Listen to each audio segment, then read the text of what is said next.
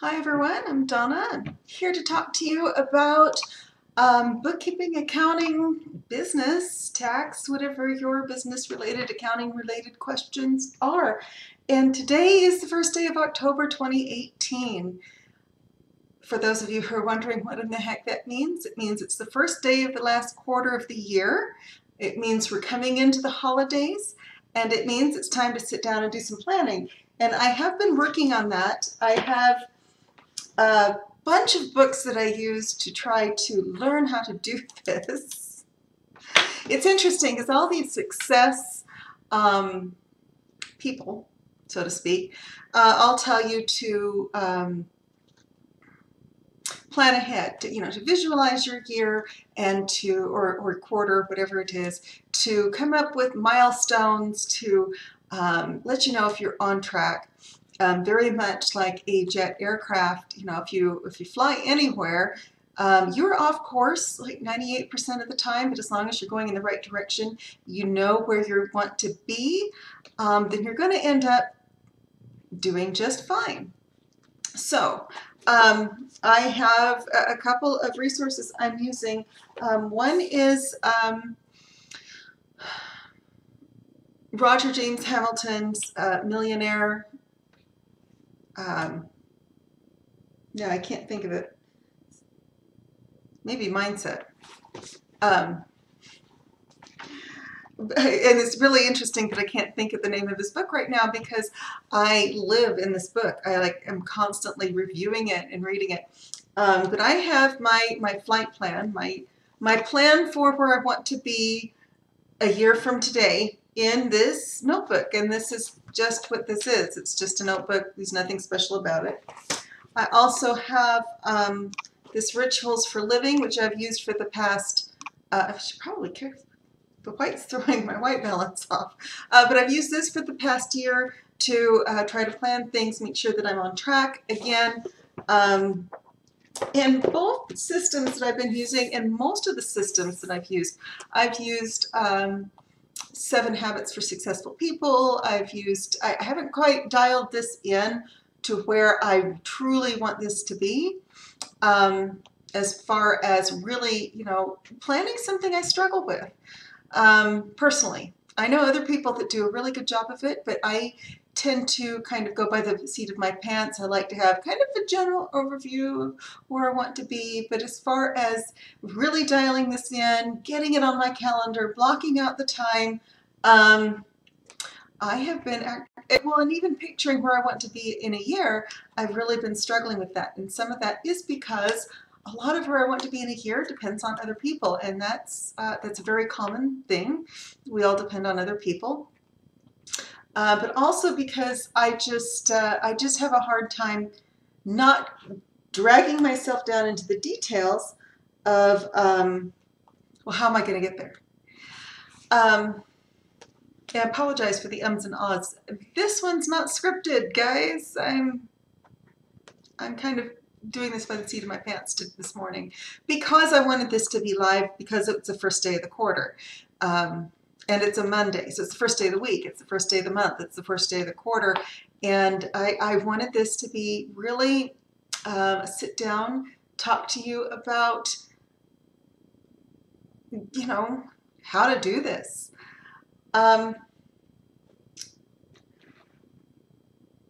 So I've tried all these planning systems.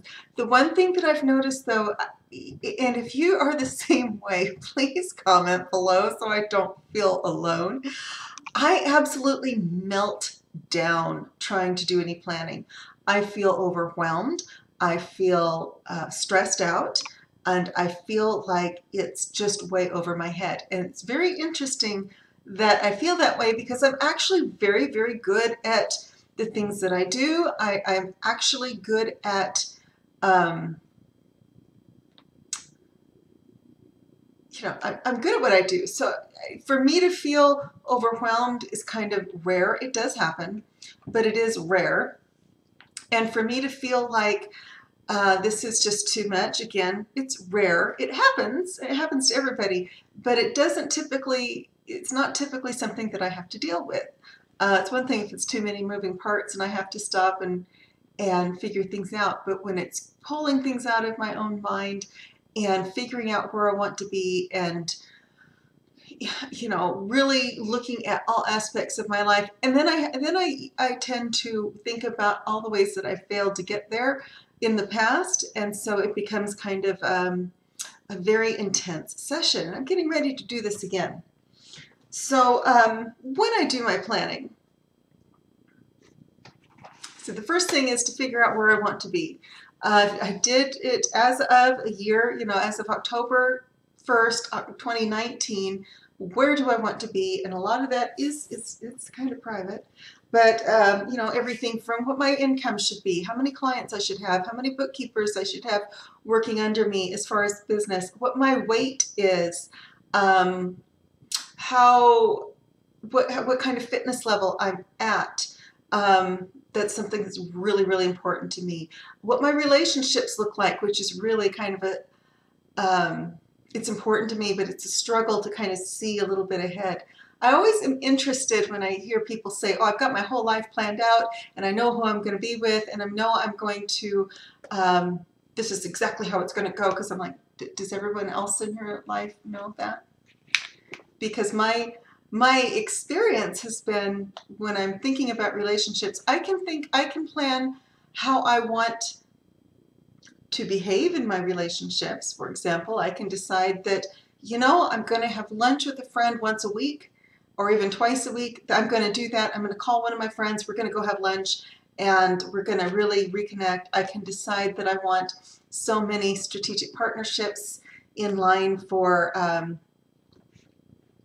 one thing and another, for business. I can decide that I want to be lavish with praise.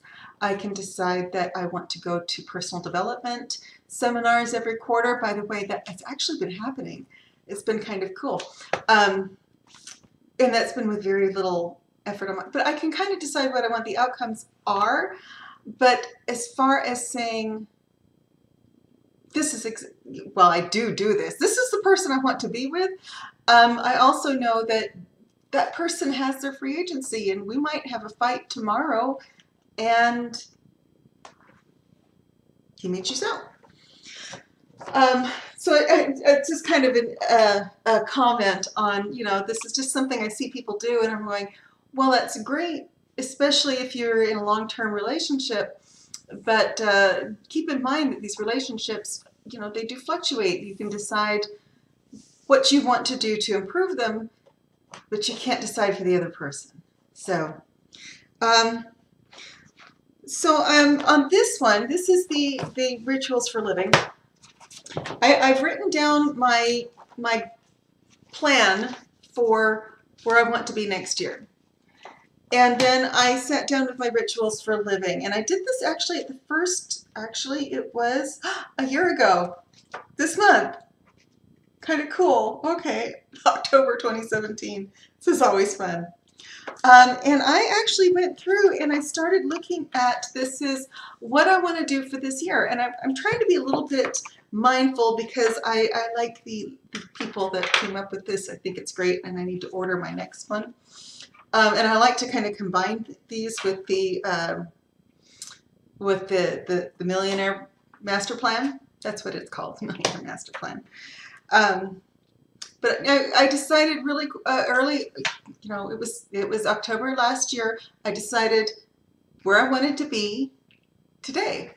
And I'm really excited to look through this and see that I have accomplished everything that I set out to do, even though, here's kind of an interesting thing, even though I did not sit down every week, every month, every morning and say, how can I move closer to this goal?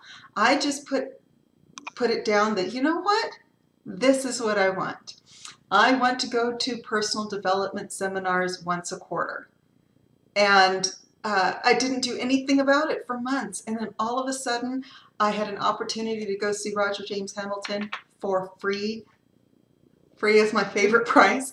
I had to pay for my travel and lodging, but the seminar itself was free. And I thought, well, this is awesome. I want to do this again. and this was after I'd gone to go see, I decided I wanted to travel once a quarter because my kids are old enough that I can leave them at home now. And so I started off going to Seattle in June to watch my brother retire. And then it was Roger James Hamilton, and now there's another opportunity that's come up, and I'm like, well, this is working out. It's every 3 months I am having the opportunity to go out of town. Now I need to step that up and make it every month. But really, honestly, I did not sit down at the first of the year and say, I want to go out of town every 3 months. I just said, I want to do some more traveling, and I want to do some more personal development seminars, and those opportunities have come to me. That's where planning really comes in for me. And it may be a little bit woo-woo, but that's really how it comes in for me. So I wrote down all of the projects that I want to do. One of them is finishing my bachelor's degree. And then I started planning out my quarters by month. So I planned out the whole quarter, and I did this by month, and this is what I'm working on this morning. So last year, actually at this time, I had my nemesis, which is my weight. I'm overweight, but not terribly so. It's always funny because no one ever believes I'm really all that overweight. But it is embarrassing to try to lose the baby weight when the baby is 15. But I had made a list of things, you know, where I want my weight to be, what kind of fitness level I want to have, what I want to do, well, not even what I want to do to get there, but what kind of fitness level I want to have. And then I started to think about, yeah, what do I want to do to get there? If I want to be flexible, what does that mean? Well, that means yoga every day. If I want to have a lot of muscle strength, what does that mean I need to do? Well, it means I need to go weight training. If I want to have some serious cardiovascular endurance, so that I can go hiking in the summer and not be out of breath, so I can walk around and not gasp for breath, so I can do these videos and not be halfway through because I tend to not breathe. Well, then I've got to do a lot of cardio work, and so that's where I put that down, and then I transfer this from my quarterly plan or my monthly plan. And I have this by project, so I pick 5 projects a month that I want to work on. One is vibrant health, instead of saying, oh, just health and fitness. No, I want to be vibrantly healthy. I want to be, I'm not going to give my age away, but when I get old, many years from now, I want to be the little old lady that just, is 105 and still goes hiking. That's how I want to be. Or goes out dancing and nobody ever will know how old I am, and I'll still wear my high heels. I have business growth was another one that I put down. A trip to Disneyland was one that I had decided that I really wanted to do. And then continuing education. Now, a year ago today, I started going back to school. And I started writing down the things that I needed to do for the month and for the quarter to accomplish my goal of completing my bachelor's degree. I'm happy to report I'm already halfway done. And then another one was to create a joyful home. Not just a clean home, mind you, a joyful home. I think language is really important. So now, kind of coming up to present day, well, that's January. Coming up to present day, I've changed it from business development to financial freedom. I'm really rethinking how I think about business in a lot of ways. I'm looking at personal development. Disneyland to me is part of my personal development. It is an important part of developing relationships with my kids or developing relationships with my loved ones. Still have vibrant health, still have relationships on here, but I'm kind of rethinking how I want to approach them. So the next step after this, now that I know what I want to do, is to think about how I want to do it, and not only that, but to transfer that to my calendar so that that time is blocked.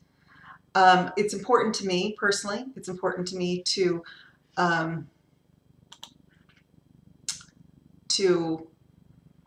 have that time blocked out. so that I know what I'm supposed to be doing every minute of the day. Now, the fact is, I put all this stuff on my calendar and I block all my time out, and I very seldom actually work that plan. I know that, today I have to go down, I have to pick up work from all of my clients. I have some emails I need to write. I have bookkeepers I need to call. I know I have, kind of a lot of things going on.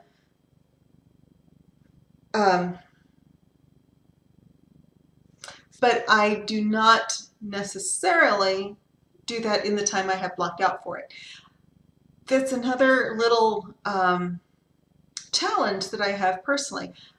It's almost like putting it on the calendar. Now, I know I can change it, but I don't. I know that I should stick to the plan, but I don't. And that's really where accountability comes in. I tend to do better with a list, but at the same time, if I have it on the calendar, then I can tell people, oh, yes, I would love to go to lunch with you. Something that I like to do with my friends. It's an important activity for me, is to go to lunch with friends. Somewhere cheap, by the way. Yes, I want to go to lunch with you. I have a lot going on. I have an hour, and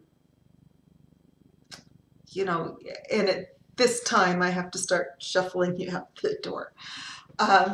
It's just to kind of keep myself, excuse me, accountable for what I'm supposed to be doing. Now, I have a really hard time switching between projects. So if I'm doing, I have clients that don't require as much attention. So if I'm working on them, I like to do them all in one big block. And then the clients that are more time heavy, where I really need to sit down and focus on them for a long period of time, I like to do them like all in 1 or 2 days, rather than trying to switch back and forth very much. I also put on my calendar that at 4 o'clock, it's actually moved up from 5 to 4 because I get up earlier. And I'll probably do a video one of these days explaining what time I get up and why. At about 4 o'clock, I cook dinner for my kids, and that's when I start the process of switching over from business mode to school mode. And then I start also, kind of mentally preparing to go to the gym. And it's interesting because so many people like to go to the gym in the morning. And to be honest, I like to get my workout done in the morning too. But I am and I do get up early, by the way. I am up at like 4:30, but I'm not really ready to do things at 4:30. It takes until at least 6, and then it takes a little bit more oomph to get me going. So I like to do that in the evening, a little bit before bed, a few hours before bed, so that I have time to kind of wind down. And the kind of workouts that I like to do, if I like to go hiking whenever I have an opportunity, but that's a large time commitment. That's the way it is. And when I can't go hiking, then I go to the gym so that I can stay in shape to go hiking.